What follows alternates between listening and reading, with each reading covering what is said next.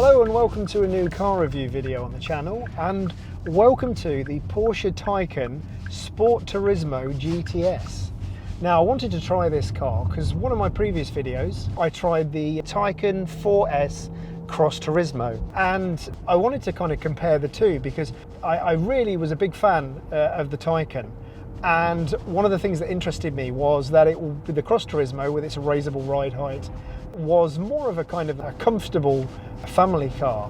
And I mentioned in the video that I quite liked the sound of the GTS because it was everything that the Cross Turismo had, but it had the GTS looks, it had the sort of hunkered down suspension settings, and also it has not a more powerful motor but a rear motor with more torque.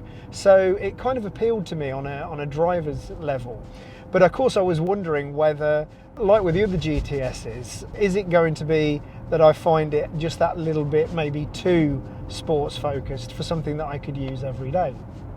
Now, most things are kind of all present and correct in terms of the interior compared with the Cross Turismo. We've obviously got the GTS on the seats, and these slightly more sporty seats with the higher sort of grip to the top parts, and we've also got more Alcantara all over the interior. One of the criticisms I had of the interior of the Cross Turismo was that it did feel a little bit plasticky. Certainly the fabrics, the center seat fabric was very plasticky because it was a sort of a sustainable recycled material, which is all very ethical and great, but it didn't really tick the boxes in terms of it feeling like a high spec quality interior. But this one certainly does. We've got red stitching, we've got leather, we've also got the lower level is all very Alcantara. So this already, the interior from a GTS point of view is GTS focused, and also it's giving me that Porsche feel.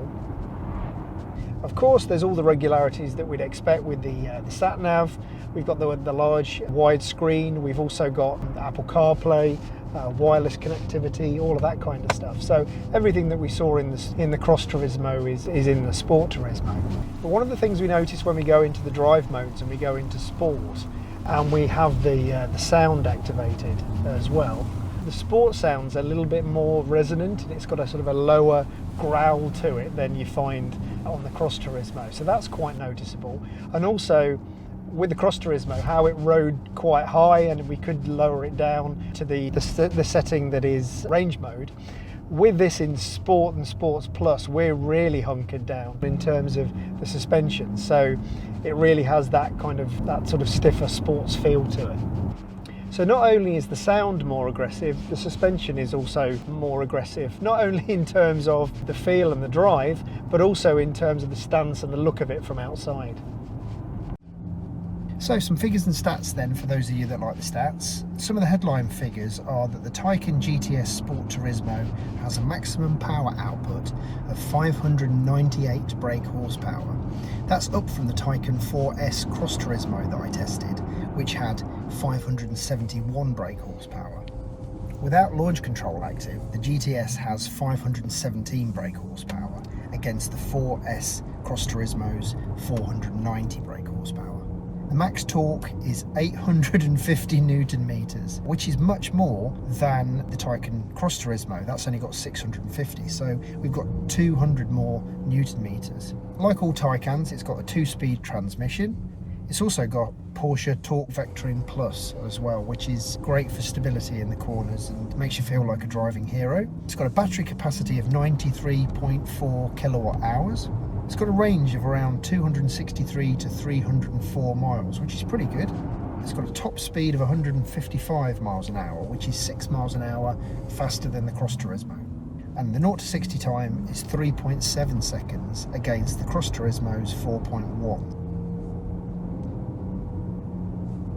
One of the things I am happy to report is on these roads around the Goodwood race circuit, they're great roads in terms of showing the dynamic, the chassis balance and the steering and everything else, but they're quite pitted and brokenness to the surface.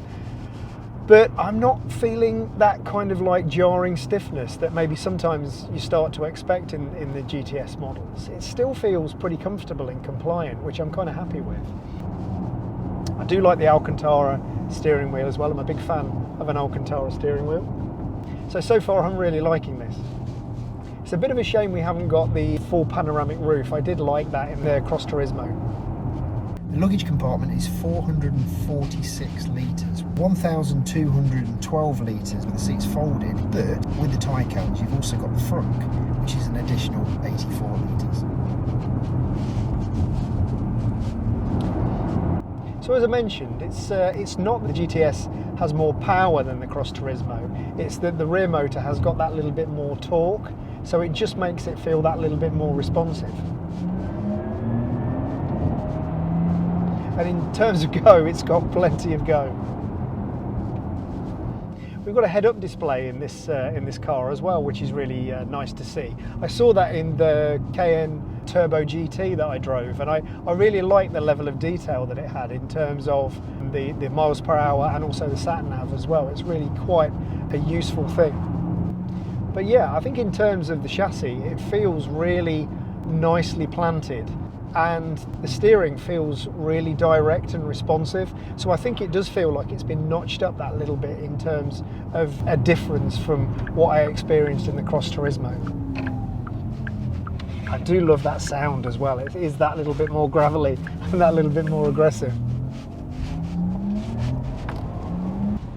Yeah, so far I am feeling it a lot. I think it is everything I loved about the Cross Turismo, but just maybe the Cross Turismo had leaned a bit too much into the dad wagon, and this is kind of pulling it back, and I'm liking it.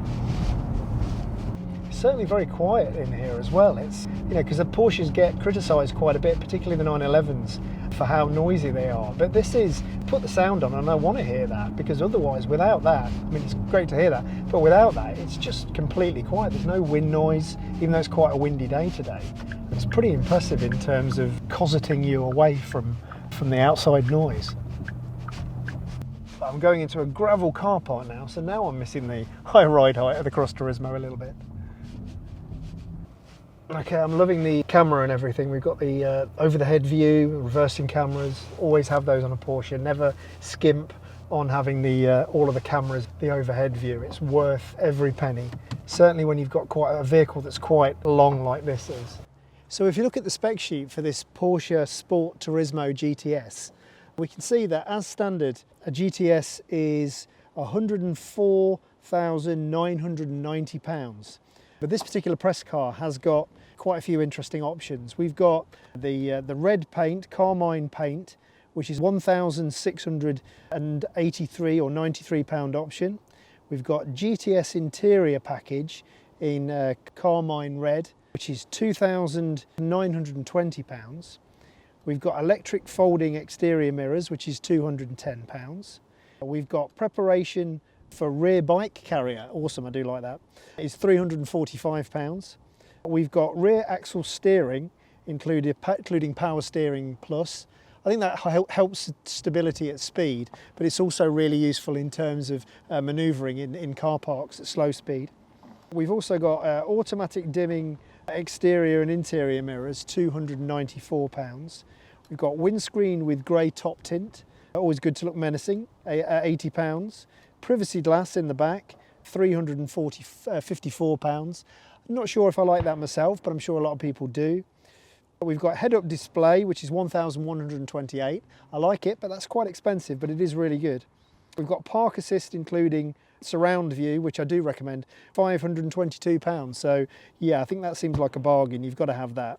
4+1 seats, which is £336. Ionizer, £203. Ambient lighting, which is always cool, the kids do love that, £299. Advanced climate control, 4-zone, which is £581. Bose surround system, which sounds great, £956. Preparation for Porsche rear seat entertainment. It has actually got a screen in between the console, which my kids would love, £245.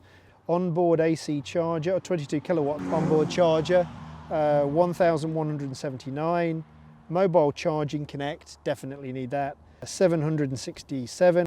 First aid kit, £9, and tyre emergency repair seal, £42. So the total price of this press car is £118,693. So we've got about, wow, what's that? It's £14,000 worth of options. So that's quite a lot, but some of them are essential, like the parking assistant and stuff like that. So that's the spec of this car.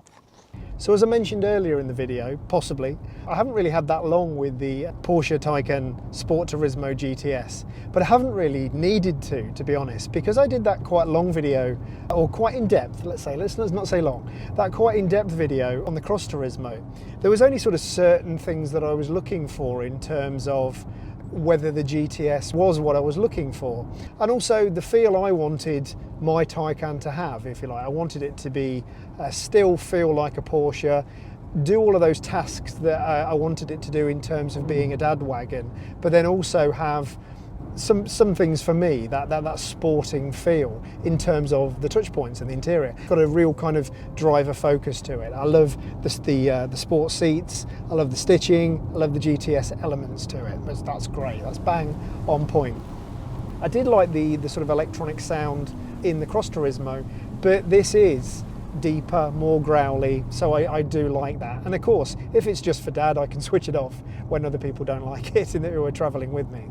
Now, I suppose the GTS 911 Carrera, one of the things that didn't really work for me was that it was a little bit too raw. It was too raw to use every day. The ride was not as comfortable. And I would say the ride compliance and the comfort in this feels great. It feels really comfortable, but it still feels sporty. So it has got that sports focus, but without as much of a compromise as I found in the 911 Carrera GTS. To me, it's the right level of driver focus. It's a driver focus that I can bring my family along with, and they don't think I'm an idiot because I've chosen a car that's too much for me.